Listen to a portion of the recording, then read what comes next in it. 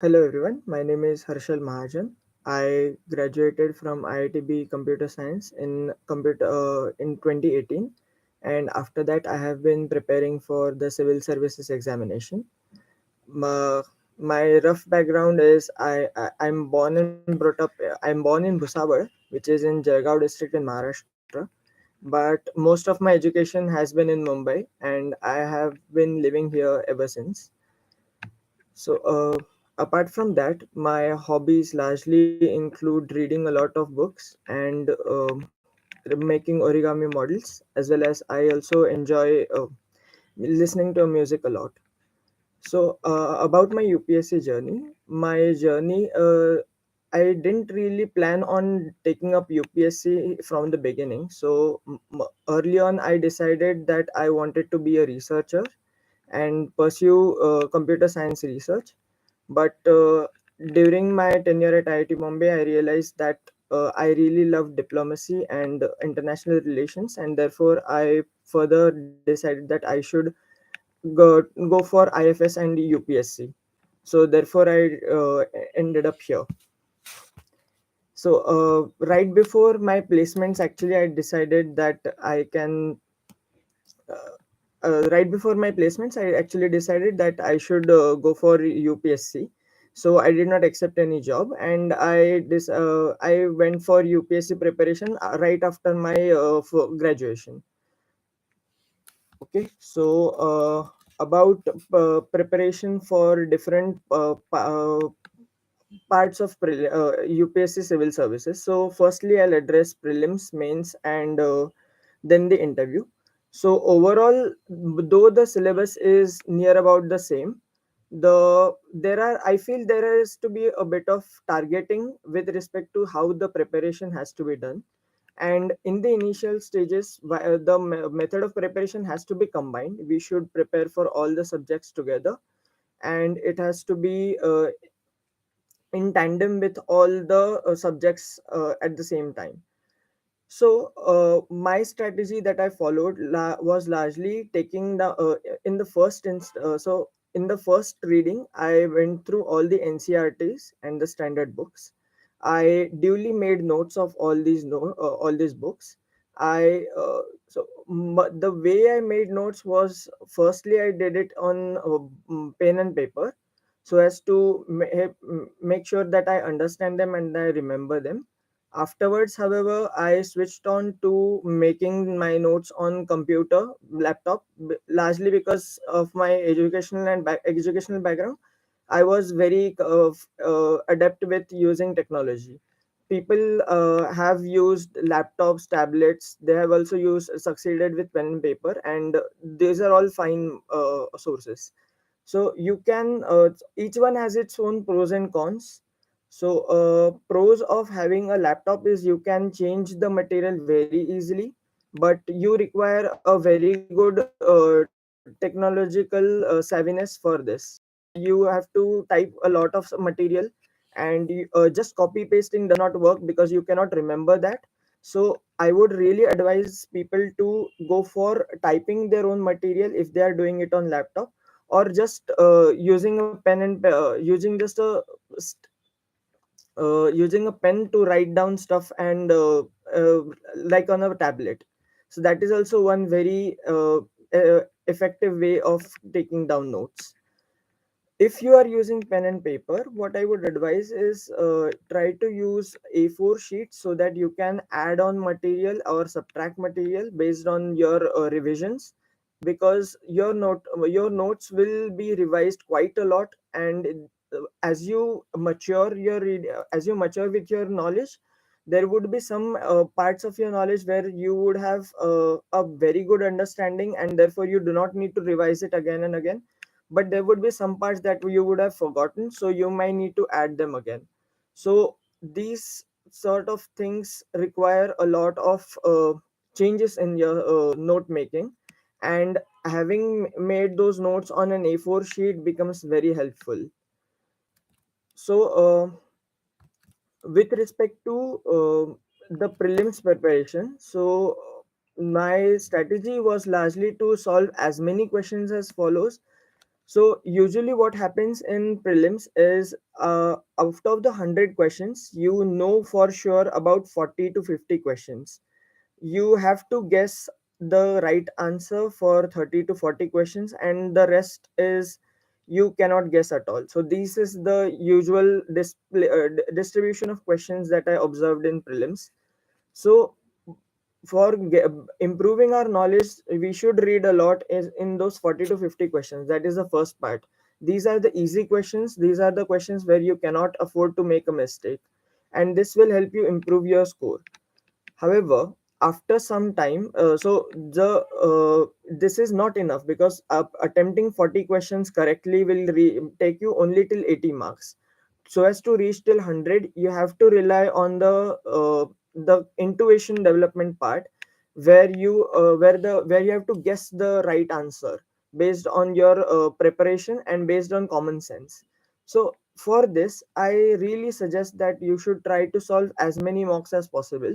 So in my second and third attempt, I remember I had solved around 40 to 50 mocks for GS prelims, which is the entire these are the full length tests, so 40 to 50.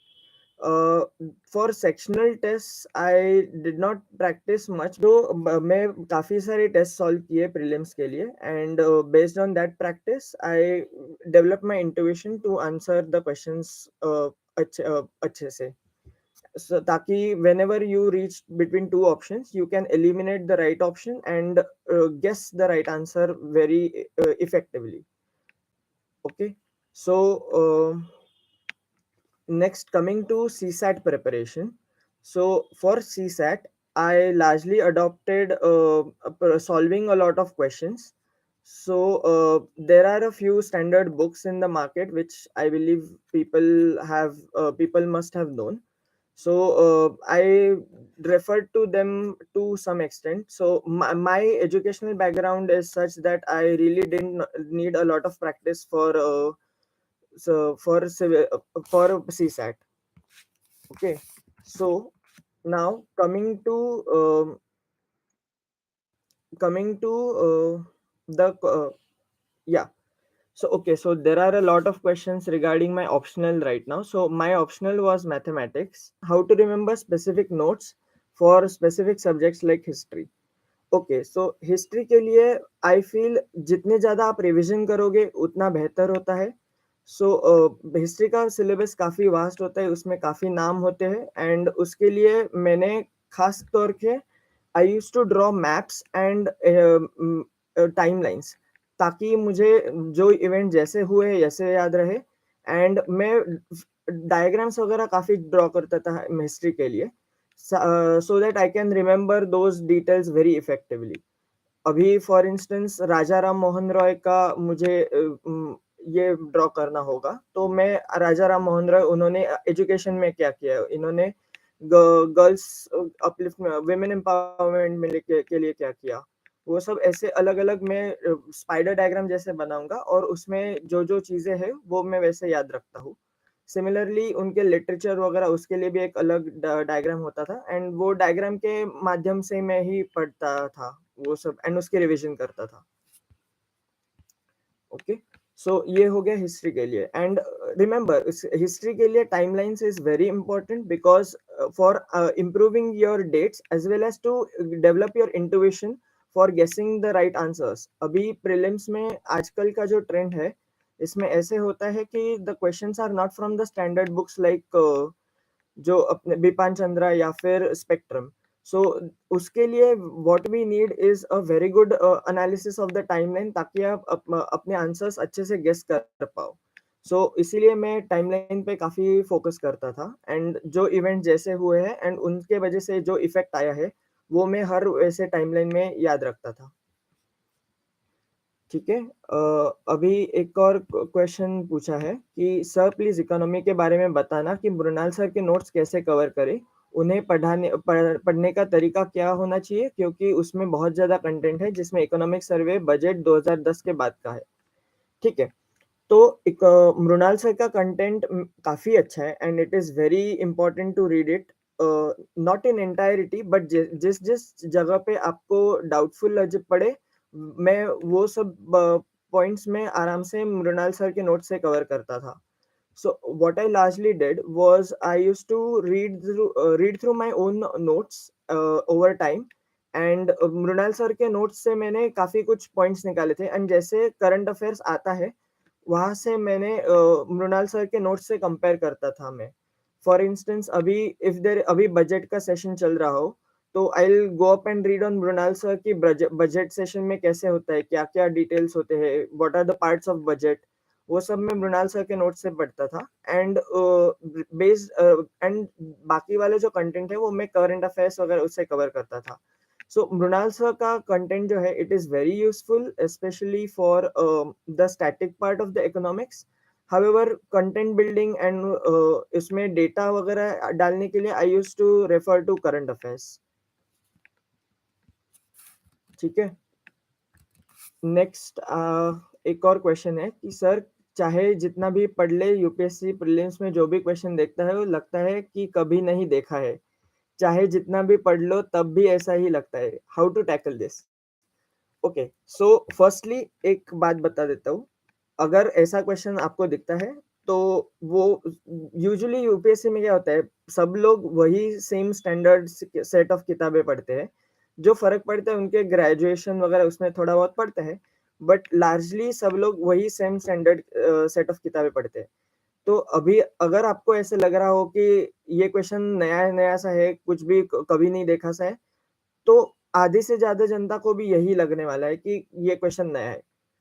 तो खामोखा इस वजह से डरने की बात बिल्कुल भी नहीं है. सो अगर ऐसा लगता है कि ये मैंने कभी नहीं देखा है, तो ठीक है, कोई बात नहीं, बाजू वाले ने भी कभी नहीं देखा होगा ये क्वेश्चन. तो इसीलिए इस बात पे इतना चिंतित होने की ज़रूरत नहीं है. ये ऐसे क्वेश्चंस मतलब आपको मैंने जैसे बताया, there are 3 parts to prelims. एक जो सेट ऑफ क्वेश्चंस होते हैं, जो 40-50 क्वेश्चंस होते हैं, अगर आपने अच्छे से पढ़ा हो, तो ये 40-50 क्वेश्चंस आपसे अच्छे से हो जाएँगे. बाकी जो 30 क्वेश्चंस जो है, उसके लिए आपको गेस वर्क करना पड़ेगा एंड वो गेस वर्क के लिए आपको जो आपने पढ़ा होगा, that is more than sufficient. And कभी-कभार ऐसे होता है कि ये क्वेश्चन बिल्कुल भी कुछ भी आइडिया नहीं है, ऑप्शंस भी कुछ भी आइडिया नहीं है, तो ये क्वेश्चन छोड़ने लायक ही है एंड उसको उसको छोड़ना ही चाहिए. आपको प्रीलिम्स में टॉप नहीं करना है, that's the only thing that I remember. आपको प्रीलिम्स में सिर्फ पास होना है. So that is the key strategy for adopting prelims I feel. ठीक है? सर, सोशल जस्टिस कैसे कवर करें? सो सोशल जस्टिस के लिए मैंने लार्जली अपने नोट्स एंड करंट अफेयर्स के माध्यम से ही पढ़ा है. Social justice is a component of GS2 where you have to address that with schemes as well as data from the current affairs, as well as you have to tackle it quite a lot from the newspaper. So newspaper reading is very essential for this. And social justice के लिए मैं मेरे newspaper sources बता देता हूँ. सो मेरे newspaper मैं हर रोज़ हिंदू एक पढ़ता था for my first and second attempt. But later on I realized कि हिंदू से बेहतर कंटेंट मुझे इंडियन एक्सप्रेस में मिलता है and it has a more detailed content जो यूपीएससी के लिए काफ़ी टेलर्ड है. तो मैं उसके बाद में मैंने इंडियन एक्सप्रेस पढ़ना चालू किया. ठीक है. So and during this was between the before prelims. After prelims and mains मैं इंडियन एक्सप्रेस के एडिटोरियल्स पढ़ता था और इंडियन एक्सप्रेस का जो एक्सप्लेन पेज है वो काफ़ी अच्छे से पढ़ता था.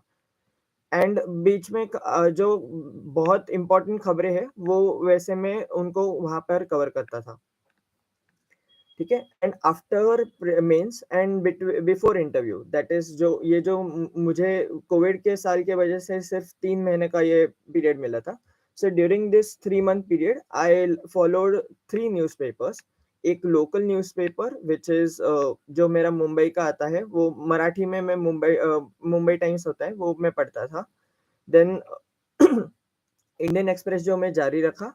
And third that is an economic based newspaper जो इकोनॉमिक टाइम्स है वो मैं वो पढ़ता था. सो दिस इज माय न्यूज़पेपर का एनालिसिस, न्यूज़पेपर का study over the entire period of my attempts. सिर्फ एनसीईआरटी एंड रेफरेंस बुक पढ़कर आईएएस बन सकते हैं क्या? तो हाँ, बिल्कुल बन सकते हैं। मेरे काफ़ी दोस्त हैं जिन्होंने बिना कोचिंग के आईएएस बन गए हैं, और it is very possible, and you just need to focus on the content that you have decided and keep on revising as many times as you can. ये एग्जाम है, इसमें पोर्शन काफी unlimited ही है, and trying to address the entirety of the syllabus is near impossible. So what you have to do is focus on the key portions of the syllabus and try to revise them as many times as you can. सो यही एक वे है। इसमें अगर आप बिना coaching के भी कर पाओ तो और भी बेहतर ही है, and it is very possible. काफी लोगों ने ये किया कि सर यूपीएससी के लिए कौन से क्लास से फोकस करना चाहिए। तो लोग कहते हैं अगेन कि काफी पूरे सारी की सारी एनसीईआरटीज पढ़ना जरूरी होता है, पर आई फील कि it has to be limited, because you cannot revise each and everything. So मैंने 10th स्टैंडर्ड के एनसीईआरटी से स्टार्ट किया था, and I focus largely on those. So 10th standard का मैंने NCERT of geography and history का एक पढ़ा था, फिर and political science. 11th 12th के सारे एनसीईआरटीज नए एंड पुराने दोनों मैंने कवर करे थे। ठीक है। हाउएवर स्टिक वेरी, उसमें जब आप एनसीईआरटी पढ़ोगे ना, वहाँ पे stick very closely to the syllabus. आप एक बार सिलेबस को अच्छे से पढ़ लो। इनफैक्ट मेरा बोर्ड के सामने, मेरा जो टेबल है उसके बोर्ड के सामने ही मैंने सिलेबस चिपका रखा है, एंड वो सिलेबस में ही मैं रिवाइज करता था, एंड जितने बार मैं सिलेबस पढ़ूं उतने बार मैं उसको फॉलो करता था। मतलब very close to the syllabus. UPSC does not deviate from the syllabus, so you have to stay very close to the syllabus. अगर वो सिलेबस का बाहर का है then just don't read it, उसकी जरूरत नहीं है। ठीक है। So this was the very focused way where you can improve your reading, and where you can start your preparation in a more focused direction. ठीक है। फिर एक और इन्होंने पूछा है कि how can I start my answer writing. Okay, so मैंने एक पोस्ट देखा था कि आंसर राइटिंग कैसे करते हैं। तो आप अगर एक्सेलेंस के लिए एम करोगे तो आप कभी स्टार्ट नहीं कर पाओगे आंसर राइटिंग। सो अगर आपको हमेशा लगेगा कि आप आंसर ये प्रकार से इम्प्रूव कर सकते हैं, वो प्रकार से इम्प्रूव कर सकते हैं। There are different ways to improve upon your answer, but to improve you first need to write. So आप आंसर लिखो, कैसे भी करके लिखो। जिस दिन चालू हो रहा है आफ्टर प्रीलिम्स तो हम डेफिनेटली लिखो। बिफोर प्रीलिम्स भी अगर आप कर पाओगे तो, अगर आपका थोड़ा बहुत बेस पक्का हो चुका हो तो एक बार वो पढ़ने के बाद आप आंसर राइटिंग चालू कर ही सकते हो। So what I did was, whenever I used to start, whenever मेरे फर्स्ट एक बार पढ़ने के बाद भी इमीडिएटली मैंने आंसर राइटिंग चालू करा था। So that gave me view कि मैं कैसे मेरे खुद का आंसर्स मैंने चेंज हुआ है over the period of time, and how I can improve upon my answers. So वो मैं हर बार वो देखता था। सो अभी एग्जाम्पल में अगर दूं तो स्टार्ट में I use to write a lot of theory, and मेरे पॉइंट्स, नंबर ऑफ पॉइंट्स भी काफी कम होते थे मेरे आंसर्स के। द वर्ड लिमिट मेरा कभी बहुत ही कम होता था, या फिर वर्ड लिमिट काफी ज्यादा एक्सटेंड कर देता था। तो उसके लिए what I followed is I use to improve upon this answers. I use to pick out points की हाँ ये आंसर में ये मैं लिख सकता था, and I use to write that answer again. So that way you develop more points, you try to improve on the size limit, on the word limit, and you improve on the quality of your answers over there. And after some time then you can incorporate the diagrams and the presentation material, in which way you can improve, you can input more content, and using very less words. This is what UPSC is looking for। अगर आप syllabus देखोगे तो brevity is one of the key words, जहाँ पे इन्होंने focus किया कि you should try to convey maximum number of content in minimum number of words. So इसके लिए यूपीएससी का answer writing is very essential, and जितना जल्दी आप स्टार्ट कर सकते हैं उतना कर दीजिए। That is a very good strategy. How to prepare for essay and ethics, as I am very scared of these two. Okay, congratulations, because I am also very scared of essay and ethics. सो मैंने ऐसे and ethics के लिए मुझे काफ़ी डर लगता था, because मेरा ग्रेजुएशन आईआईटी में कंप्यूटर साइंस में था, and over there writing essays is a very distant dream. मैंने लास्ट टाइम एसेज मेरे 12th स्टैंडर्ड में के लिए लिखे थे, वो भी इंग्लिश के लिए। So writing essays is quite natural, because आपको अगर टॉपिक जो दिख जाए ना, तो उसमें you try to pick up keywords, ठीक है। एंड उसमें अभी फॉर इंस्टेंस अगर टॉपिक हो cleanliness is next to godliness, तो you tick out the topic cleanliness. तो क्लेanलीनेस क्या है, देन आप अपने आप से सवाल पूछे कि क्लेanलीनेस क्यों नेक्स्ट टू गॉडलीनेस है, व्हाट मतलब इसमें गॉडलीनेस का मीनिंग क्या है। इसमें फिर आप अलग अलग डायमेंशन देख सकते हो कि क्लेanलीनेस किस चीज का। सो क्लेanलीनेस माइंड का क्लेanलीनेस हो सकता है, देर इज सोसाइटी का क्लेanलीनेस हो सकता है, there is cleaning of politics. So ऐसे आप अलग अलग डायमेंशन देख सकते हो, जिनको आप एड्रेस कर सकते हो। सो जितने आप सवाल करोगे खुद से वो टॉपिक देखकर, उतना आपका ऐसे के डायमेंशन बढ़ोगे, एंड उतना आप अच्छे से वो टॉपिक को एनालाइज कर पाओगे। So that is the way to write essays I feel. And ऐसे लिखने के लिए आपको जितने पॉइंट्स आपको याद रहे, उतने अच्छे एग्जाम्पल्स एंड उतना अच्छा सब्सटेंशिएशन भी जरूरी है। सो उसके लिए I use to read up a lot. So I very much enjoy reading. तो आई यूज टू रीड एक सेपियंस वगैरह ऐसे बुक है। अगर आपका मतलब बिफोर प्रीलिम्स आप ये डेफिनेटली कर सकते हो, and improve upon your communication skills as well as your presentation skills, like आप आंसर आप कैसे लिखते हो उस पे वो काफी इम्पैक्ट पड़ेगा उसके वजह से, ठीक है। फिर coming to ethics. So ethics के लिए कुछ स्टैंडर्ड बुक्स है, जैसे लेक्सिकॉन एक है, एंड मैंने एक रेड बुक है फोरम आईएएस का, वो मैंने रेफर करा था। उसमें काफी सारे पॉइंट्स हैं जो आप यूटिलाइज कर सकते हो, and you can try to revise them as many times as possible. At the same time आप अभी अगर देखोगे तो केस स्टडीज वगैरह जो पूछे जाए हैं यूपीएससी के रिसेंट ईयर्स में, they are quite varied from the ones that we have read in the books. So for that I feel what you have to do is you have to improve upon your thinking skills. So यहाँ पर अभी अगर question ऐसे पूछा हो ethics का, तो आपको ये सवाल करना चाहिए कि आप उनको खुद के चेयर में डालो, and how will you tackle the problem.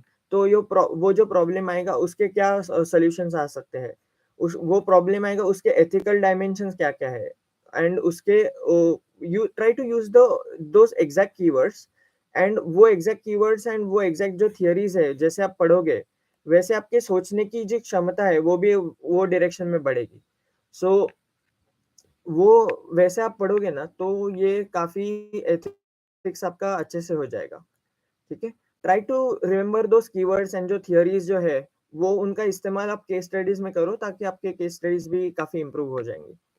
Similarly, for writing answers, you try to utilize those theories and examples. Come up with a lot of examples जो आप न्यूज़पेपर में पढ़ते हो, and try to use those, especially for the पहले जो theory answers होते हैं उनके लिए। Okay, so प्री का तैयार, there is a persistent question कि प्री को तैयार कैसे करें। सो प्री की तैयारी के लिए मैंने बता दिया कि largely you need to focus on the basic reading materials and try to revise them as many times as possible. And उसके बाद में या फिर simultaneously try to give mocks and focus on solving the mocks as many times as possible. हाँ, revision कैसे करें multiple times, books like Lakshmikant and spectrum के। So Lakshmikant and Spectrums are like the Bible for this preparation. So मैंने उसके लिए I used to take notes diligently for both of these books, and I used to revise from my notes. At the same time, अगर कोई question आपको मतलब बहुत बार ऐसे हो जाता है कि वो क्वेश्चन वो बुक में होगा पर आपके नोट्स में नहीं होगा, सो उसके वजह से you need to revise on your notes a lot. And कई बार ऐसे हो जाता है कि you might have missed out on a lot of facts जो आपने फर्स्ट रीडिंग या सेकंड रीडिंग में नहीं पढ़ा हो। तो एटलीस्ट 2-3 रीडिंग डायरेक्ट बुक से ही करो, उसके बाद में you can keep on relying with your notes, ठीक है। So this is the way to go for Laxmikanth and spectrum I feel. Okay, so एक और नेक्स्ट क्वेश्चन है कि साइंस एंड टेक कैसे करें? सो साइंस एंड टेक के लिए आपका जो एनसीईआरटी है, that gives a very good foundation, so 6 to 10th वाला जो है। सो अगर आपने वो स्कूल में अच्छे से ध्यान दिया होगा तो ये इसके मतलब रिवाइज करने की ज़रूरत नहीं पड़ेगी। पर अगर if you feel that you have forgotten a lot, तो you can revise this book once, but उसके बाद में once you get that foundation, जो कॉन्सेप्ट्स है अगर आपके समझ आ गए, तो उसके बाद में you can directly move on to current affairs and sticking only to the current affairs. So these will help you in understanding the recent changes in the science and technology जो NCERT ने address नहीं करे हो, as well as it will help you in answer writing, and you can even use this as an application in different aspects. For example, governance में you can highlight governance या security में you can highlight the cyber security dimension, जो current affairs में science and take वगैरह उसमें से आ जाए. So that way आपका साइंस एंड टेक अच्छे से अगर आप बना दोगे, तो you can use it in essays and governance या सिक्योरिटी वो आंसर्स भी. सो ये काफी डाइवर्स हो जाता है आपका आंसर्स भी. ठीक है.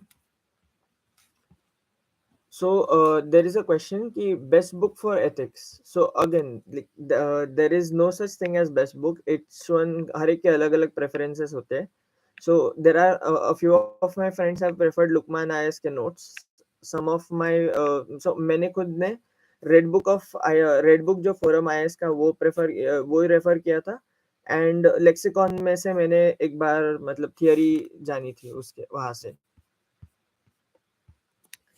ठीक है. सो फिर गवर्नेंस और इकोनॉमी कहाँ से करें? सो गवर्नेंस के लिए मैंने लार्जली जो करंट अफेयर्स है एनपीआईबी वहाँ से ही फॉलो किया है. सो अपना जो करंट सिचुएशन है, द स्कीम्स स्पेशली, उनके जो डिटेल्स है they are best available on PIB. So अगर कोई भी स्कीम लॉन्च हो जाए आपके न्यूज़पेपर में, आइडेंटिफाई हो जाए कि ऐसे ऐसे कोई स्कीम है, तो you can always refer it at PIB or Wikispedia.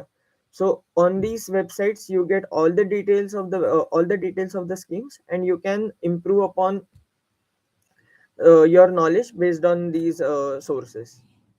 ठीक है. So this is for governance and data वगैरह के लिए current affairs is the best solution for governance. ठीक है. फिर coming to economy. So economy के जो बेसिक्स है उसके लिए मैंने कहा कि मैंने मृणाल सर से रेफर किया है. सो मृणाल सर के जो ऑनलाइन नोट्स है they are very good, and जो स्टैटिक पोर्शन है उसके लिए मृणाल सर के notes are very good. So जो उसके ऊपर टू बिल्ड अपॉन दिस मैंने इकोनॉमिक सर्वे एंड जो करंट अफेयर्स है, वो करंट अफेयर्स के द्वारा मैंने अपने इकोनॉमिक्स का नॉलेज काफी बढ़ाया था उस वहां से. ठीक है. सो एक ये सवाल किया है कि क्या यूपीएससी से पहले एसएससी बैकअप लेना चाहिए? सो ये एक्चुअली एक वेरी इंपॉर्टेंट कॉन्टेक्स्ट होता है कि आप जब कॉम्पिटिटिव एग्जाम्स देते हो तो it is a lot based on luck. यहाँ पर सिर्फ आपकी जो इंटेलिजेंस है या फिर आपका डेडिकेशन है, that is not essential, that is not sufficient. So this is necessary but it is definitely not sufficient. उसमें एक लक का भी काफी बड़ा फैक्टर रोल प्ले करता है. So for this I would advise कि you have a backup plan. तो वो बैकअप प्लान आप एसएससी रख सकते हो, या फिर कोई एक जॉब रख सकते हो, या फिर कोई आप मास्टर्स वगैरह ऐसे भी जा सकते हो. But UPSC does require 1 year of a dedicated preparation, whether you do it over a long period of time या फिर you do it in one particular area, वो आपकी चॉइस है. But in a nutshell, you should take a backup after say 1 or 2 years. That is what I would advise. ठीक है. Next question है कि how to solve case studies and how to enhance answer quality. So case studies के लिए मैंने बताया कि you have to use a lot of keywords, and जो थियरीज है वहां से आप you can take up a lot of material. And how to think about case studies. Apart from that, try to answer the question from an administrator's perspective. So आप ऐसे सिर्फ theories नहीं, you try to give valid solutions जो real life में work करे. उसके लिए try to solve as many case studies as possible, and आप जब उनके सॉल्यूशंस वगैरह देखोगे तभी यू कैन आइडेंटिफाई कि अच्छा ये पॉइंट काफी अच्छा है and this is very implementable as well, so you can incorporate that in your case study as well. So वैसे वो आप करोगे तो काफी फायदा हो सकता है आपके केस स्टडी के लिए।